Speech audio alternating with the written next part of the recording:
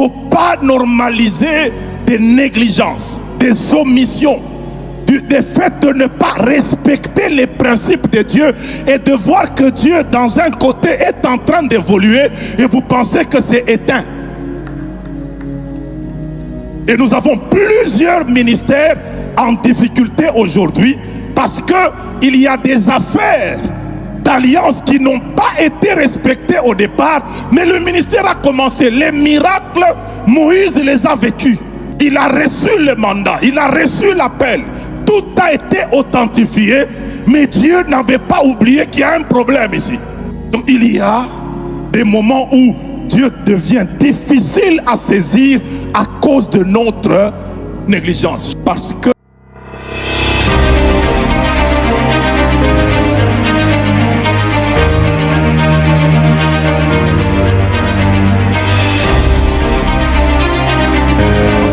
que la sentence contre les mauvaises actions tarde, le cœur des fils des hommes se remplit en eux du désir de faire le mal. C'est-à-dire, le fait que tu ne vois pas un jugement dur ou une répression, une correction sévère, tu as l'impression que ce que tu as toujours fait, qui ne doit pas être fait, est normal à faire. Tu normalises ça, alors que dans le modèle divin, ce n'est pas normal. Moïse n'a pas exercé l'autorité maritale en fonction des termes de l'alliance d'Abraham. Il est tombé sur la procédure. Quand Dieu doit juger les deux, le poids va peser où? Les serviteurs ont tendance à penser que comme elle a touché à un oin, elle verra. Elle verra après. Mais toi, tu verras avant.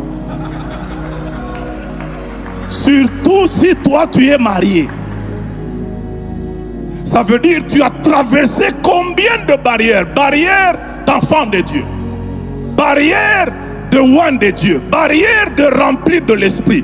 Barrière d'être mari de ta femme. Barrière d'être père de tes enfants. Et tu vas déranger quelqu'un qui ne connaît pas Dieu. Et Pierre nous avertit sur cette affaire-là. Le jugement commencera dans la maison. Et ceux de la maison, s'ils vont s'en tirer difficilement. Donc ça ne sera pas facile pour nous de la maison. Quelques cas bibliques que nous allons typifier en deux. On va les catégoriser en deux. Premièrement, quand Dieu devient difficile à suivre, à saisir et à suivre à cause de l'homme.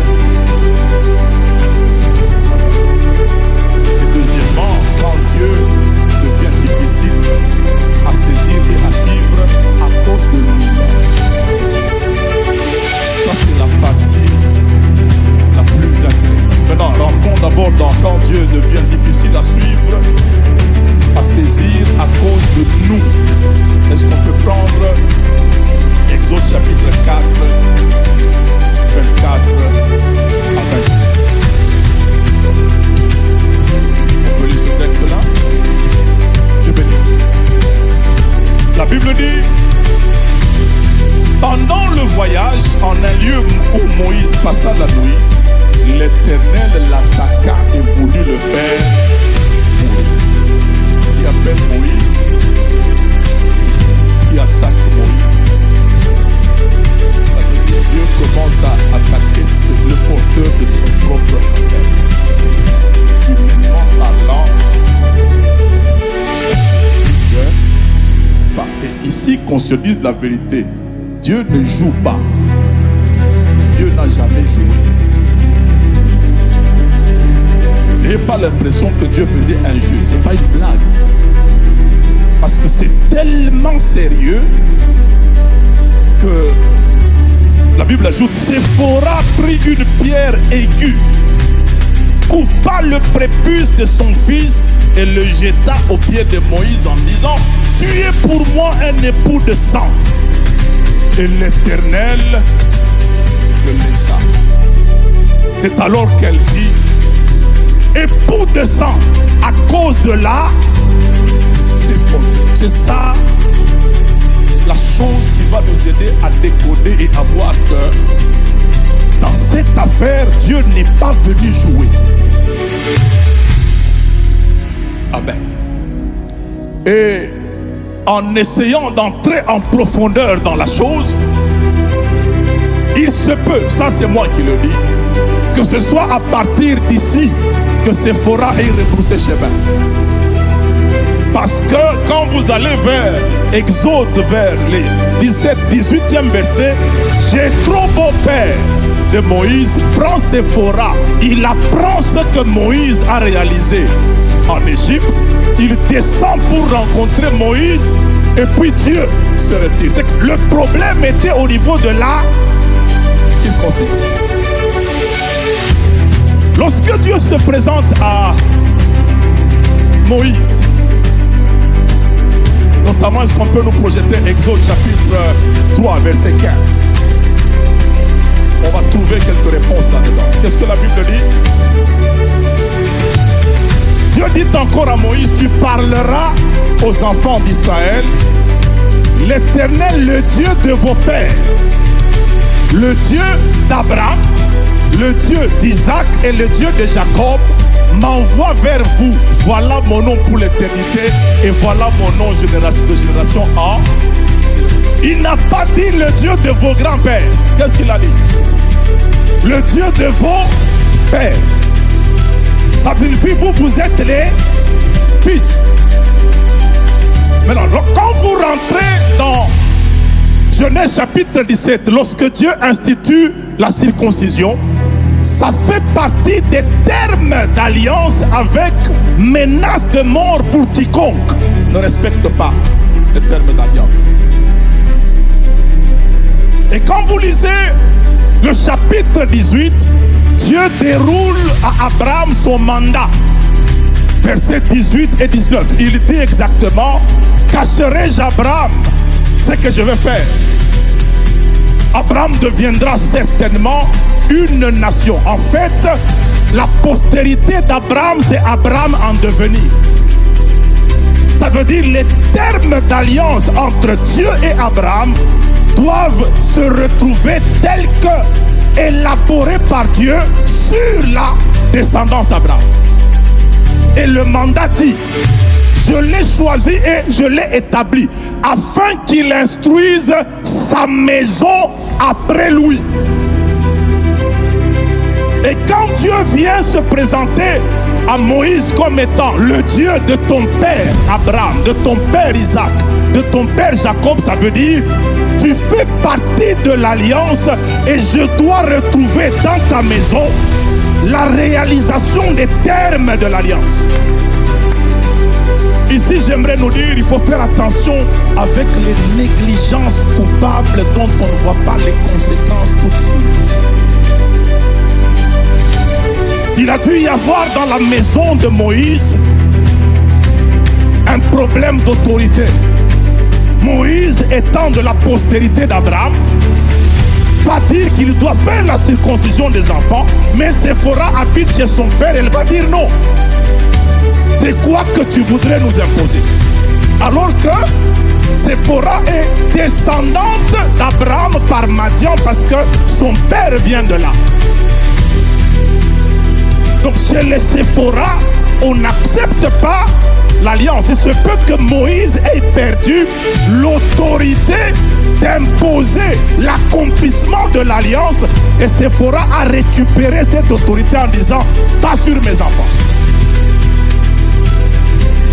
Et quand Dieu appelle maintenant Moïse, Moïse a normalisé cela. Pour lui, il n'y a aucun problème, surtout que l'appel a déjà commencé. Il faut faire attention.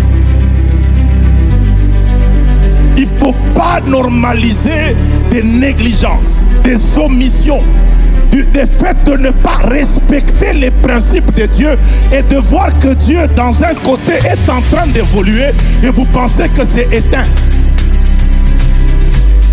Et nous avons plusieurs ministères en difficulté aujourd'hui parce qu'il y a des affaires d'alliance qui n'ont pas été respectées au départ, mais le ministère a commencé. Les miracles, Moïse les a vécus.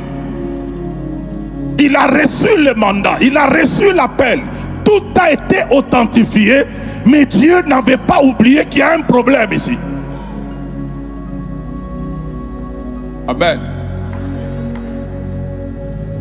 Donc il y a des moments où Dieu devient difficile à saisir à cause de notre négligence. Je ne sais pas exactement quelle est la référence en Ecclésiaste, mais j'ai au moins le texte en tête. Parce que la sentence contre les mauvaises actions tarde, le cœur des fils des hommes se remplit en eux du désir de faire le mal. C'est-à-dire, le fait que tu ne vois pas un jugement dur ou une répression, une correction sévère, tu as l'impression que ce que tu as toujours fait, qui ne doit pas être fait, est normal à faire. Tu normalises ça, alors que dans le modèle divin, ce n'est pas normal. Voilà. Ecclésiaste 8, 11. Parce qu'une sentence contre les mauvaises actions ne s'exécute pas promptement, le cœur des fils de l'homme se remplit en eux du désir de faire le mal. Imaginez que vous voyez le bâton devenir serpent, le serpent redevenir bâton, et Dieu dit, va, je suis avec toi. Vous n'aviez pas fait la circoncision. C'est comme si pour vous cette histoire est terminée. Et même Séphora va dire, tu vois, je t'avais dit non.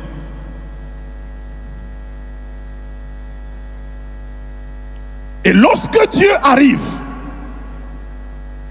et commence à réclamer cette chose-là, Moïse n'a pas exercé l'autorité maritale en fonction des termes de l'alliance d'Abraham. Il est tombé sur la prostituée. Quand Dieu doit juger les deux, le poids va peser où? Les serviteurs ont tendance à penser que comme elle a touché à un oin, elle verra. Elle verra après. Mais toi, tu verras avant. Surtout si toi, tu es marié.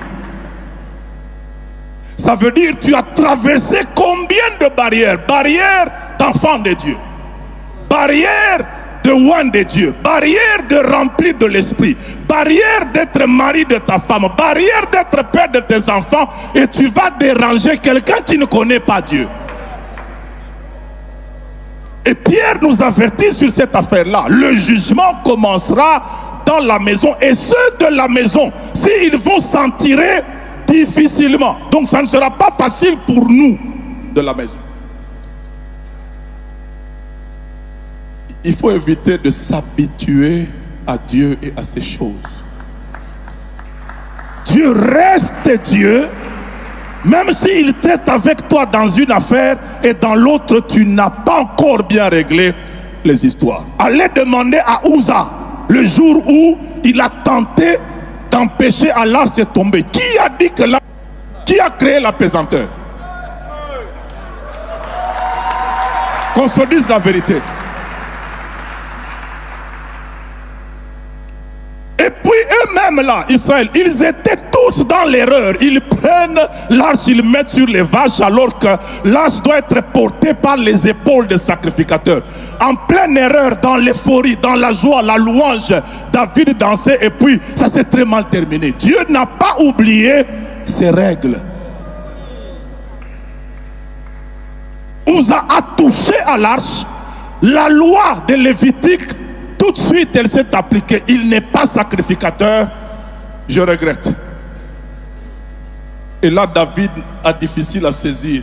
Il commence à regarder à l'arche comme un fétiche dangereux. On donne ça à Obed-Edom. Quand Obed récupère l'arche, sa famille atteint un niveau de bénédiction et on informe la maison royale. Qu'on se dise la vérité, hein? Je ne pense pas que ce que Obed a eu, c'était des choses minimisables. Ça veut dire que c'est des choses que David n'avait pas et que Uza ne pouvait pas avoir. Il faut être en position royale pour les avoir. C'est pour ça qu'on est allé dire à David, si tu ne fais pas attention, le type ici, David revient encore. Il faut faire attention. Il ne faut pas négliger, il ne faut pas omettre les choses apparemment auxquelles vous ne donnez pas beaucoup d'importance, alors qu'elles sont sorties de la bouche de Dieu et elles font partie des termes de son alliance. Amen.